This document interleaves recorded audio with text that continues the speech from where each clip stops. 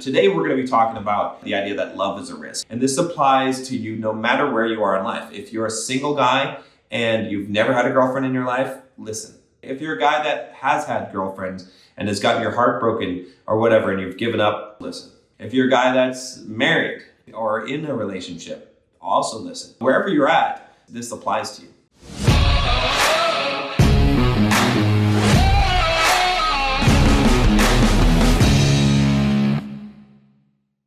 Let's talk about this topic of what it means when I say that love is a risk and why this is so important for you to understand. So if you have this knowledge, if you understand these things about women, about relationships, about intersexual dynamics, then you know that there are certain risks involved, and you're never going to avoid those risks, because anything in life that has a value also is going to have a risk associated with it. I get guys all the time that have been run through the system. They've been divorced and they have gotten the short end of the stick. They've had issues where, their wife has cheated on them, left them in financial ruins, left them in emotional ruins and all these things. And then they say, yeah, see, this is the thing, right? They tell other guys the juice isn't worth the squeeze, and other guys believe them. And the thing about that to understand is there's two primary things to understand about that. The first one is that, love is a risk.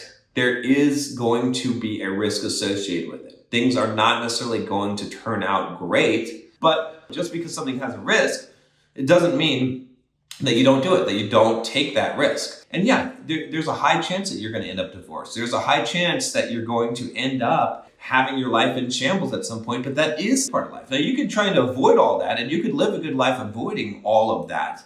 That's true, but you will be missing out on a significant portion of life. Let's say you never wanted to get sick in your life because being sick sucks. And you could avoid that by just never going anywhere, right? If you never left your house, you would probably never get sick. If you didn't interact with other people, it would be pretty difficult for you to get sick. Maybe you could still get sick, but it would be very unlikely. But you'd be missing out on a lot of life. The second thing to understand about this is that many times, guys, it's your fault.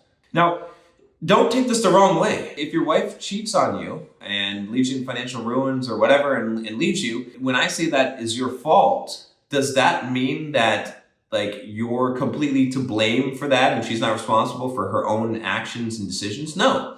But what it means is that you cannot absolve yourself from some kind of responsibility in that situation.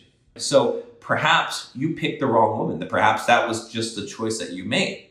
Perhaps also, though, that it's not just that. Perhaps that in the relationship, you didn't understand what it was, how to be a masculine man, how to set proper boundaries, and still show the kind of love that you need in order to nurture a woman. Because these are not things that you guys learn, because there's hardly anyone teaching this. I don't know very many people teaching this today, and it's very unfortunate. Again, another reason why I am teaching this in the Bulldog Mindset membership, and there's going to be a lot more content related to this, because it's not just as simple as, you guys can learn how to attract women, and that's fine, but it's not just that simple. Attracting a woman is not enough, right? Having boundaries and not letting a woman walk all over you is not enough. You have to be able to combine the two by being a man who's able to be loving and kind and compassionate and really make a woman feel special, but at the same time also, number one, to have boundaries, to put your mission in life, and to not allow her to walk all over you, to disrespect you. And those are very difficult things to do at the same time. There's a lot of guys that can do one or the other, but there's very few guys that can do both. And if you can figure that out, that is going to make you much more successful in life. Now, we're talking about the idea that love is a risk. And this is what I'm telling you, is that it is a risk, but a lot of guys, they make it seem like a much larger risk because of the mistakes that they're making in life. And you don't have to make those mistakes in life. Things can work out, and they can work out well. Now, just because they can, and just because you don't make mistakes doesn't mean that you will be guaranteed to have a good result. You may still end up having a bad result, but life is about those experiences. It's about the accumulation of those experiences. And to have something bad happen to you and to think that, I should have never even gone down this path. Otherwise, then I wouldn't have had this bad thing happen. It's not irrational. It doesn't make sense. It's not the way to think about things. The whole purpose of it is for you to grow and experience things. And so this is part of your growth process, right? So you don't want to do things that are going to avoid your growth process. Love, honestly, is one of the greatest experiences that you can have in life. Most people want it, they don't get it because they're scared. They're scared to take that risk. But all love is always going to involve some kind of risk. You could get your heart broken, you could get humiliated. The person you love could die. That happens. But you have to make yourself vulnerable to these risks. And part of being a man and part of your own path of personal development and growth is creating that vulnerability. We talk about in the Bulldog Mindset membership, the 3 levels of emotional mastery. The first level is wearing your heart on your sleeve. That's where you just spew everything and you're open, but you're also extremely vulnerable because you allow everything to get into you. You allow everything out and you allow everything in. The second phase is numbness, emotional numbness. This is where you block, you stop feeling. You shut off your emotions, you shut off your feelings so no one can hurt you, but you can't also experience love. Like you've created this barrier to a close person.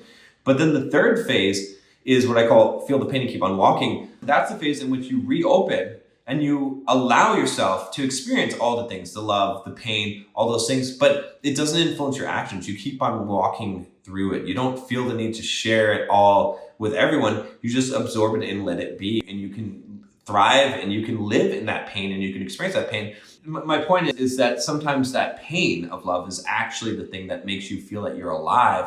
And because of that, there's value in that, right? Here's the thing. Don't give up on the idea of love. Love has value. Love carries with it pain, but it is worth it. Why? For a couple of reasons. One, because you cannot replicate this. You could go through your life never experiencing this and never feeling the pain of it, but then you will have lost out on an amazing experience and part of life. That is so critical and so important to understand that it is worth taking that risk, knowing that it will eventually end in pain, because everything ends in pain to some degree, right? You're going to die. Whoever you love will eventually die, or they will leave you. Like it will happen. So that's the first thing to understand. And then the second thing to understand is that this is all about your growth. You have to experience these things in order to grow as a human being. Whenever you feel a loss or a sense of loss in life, it means there's still growth to be had. Because everything in life that is a mistake, that is a problem, that is pain, that is hurt, is a lack of awareness. And so in order to increase your awareness, you have to go through experience. That's why you're here. And so to avoid experience, because it might be painful, is to avoid growth. And we don't want to avoid growth. We want to face growth. So we want to face whatever pain that we need to in life in order to grow as a human being. So anyway, I know there's a lot going on here, but like I said, if you want some more help with this and understanding this, and to be able to attract women and to be able to get into a relationship and to experience these things, definitely join us in the Bulldog Mindset membership. There's a link down below, and I will help you. I will help you to be able to do that. And there are plenty of men in the community that will help you and help you on this path, especially if you're trying to figure out how to balance these two, right? Because you're hearing one message out here on the internet, and how's that working for you, right? Are you this like super stud now because you understand the nature of women and you understand how to not be a nice guy? Is that enough? It's probably not enough. It's probably not getting you exactly what you want. It might even be getting you laid. It might. Although I hear so many guys that claim things in their head. It's not true claims. But is it getting you what you actually want? Is it the love that you're actually seeking? Are you embarrassed to seek that love now? Have you been brainwashed to believe that the natural desires of your heart that you want in life, that those are wrong and that they're weak? Because that's not true.